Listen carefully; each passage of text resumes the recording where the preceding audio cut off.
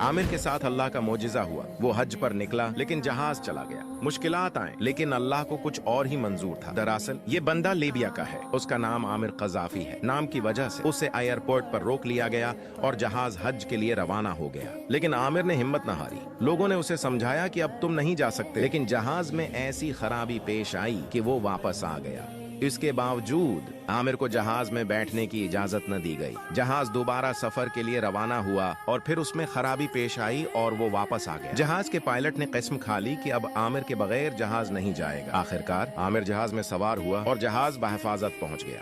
अल्लाह को मंजूर था कि आमिर जैसा नेक दिल इंसान हज के लिए पहुंचे।